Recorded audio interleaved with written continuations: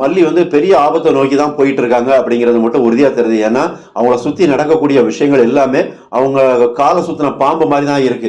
அதுவும் வெளியில இருந்து தீபிகா ஒரு பக்கம்னா, இப்ப மல்லி பக்கத்துல இருக்கக்கூடிய அவங்க தங்கச்சி மயில் மூலமா மிகப்பெரிய ஒரு பிரச்சனை வந்துகிட்டு தான் இருக்கு. அதை எப்படி எதிர்கொள்ள போறாங்க அப்படிங்கிறது தான் பெரிய எதிர்பார்ப்பா இருந்துகிட்டு இருக்கு. ஏன்னா இந்த மயில் போய் அந்த பையன் தினேஷ் அடிபட்டான்னு சொல்லி ஒரு டிராமா பண்ணுதாங்க.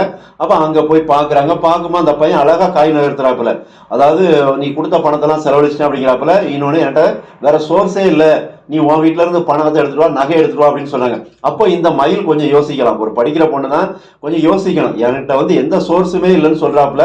அப்ப இப்படி சோர்ஸே இல்லை அப்படின்னு சொல்லக்கூடிய பையன் நாளைக்கு எப்படி நம்மளை வச்சு காப்பாத்துவான் அப்படிங்கிறத கொஞ்சம் அந்த பொண்ணு மயில் வந்து புரிஞ்சிருக்கணும். ஆனா காதலுக்கு வந்து காதல் கண்ணை மறைக்கும் அப்படின்னு சொல்லுவாங்களா, அதை மாதிரி இங்க வந்து இந்த மயில் வந்து ரொம்ப மோசமா நடந்துகிட்டு இருக்காங்க.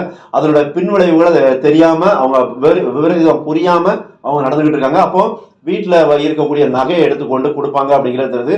அப்போ வீட்டில் நகை காணாம போகுது அப்படிங்கும்போது அது பெரிய பிரச்சனையை உருவாக்கும். ஏற்கனவே போலீஸ் கம்ப்ளைண்ட் கொடுக்கணும் அப்படின்னு சொன்னார் விஜய். ஒரு பணத்தை காணும் அப்படிங்கும்போது அதை அப்படி விட்டாங்க. ஆனால் இப்போ நகை காணும் அப்படிங்கும்போது போலீஸ் கம்ப்ளைண்ட் தான் போவாங்க. யார்கிட்ட தான் போவாங்க? அந்த கேஸ் வந்து தீபிகாட்ட தான் போவாங்க. ஏன்னா தீபிகா சஸ்பென்ஷன்ல இருக்காங்க.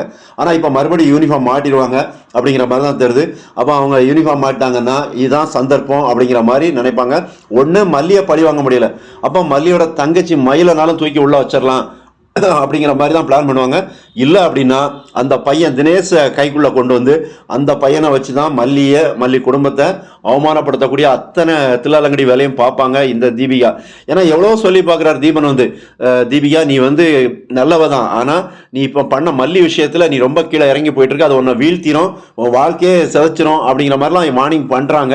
ஆனால் அவங்களோட ஒரே நோக்கம் என்ன? மல்லியை பழி வாங்குறது. அப்போ இதில் வந்து யார் வந்து அடிபட போகிறா அப்படின்னா தீபிகா தான் இதில் பாதிக்கப்பட போகிறாங்க. ஆனால் இப்போ மல்லியை வந்து ஏதோ பழி வாங்கிட்டோம், ஜெயிலில் போட்டுடலாம் அப்படிங்கிற ஒரு சின்ன பகல் கனவு கண்டா கூட அது காணல் நீராக தான் போகுது.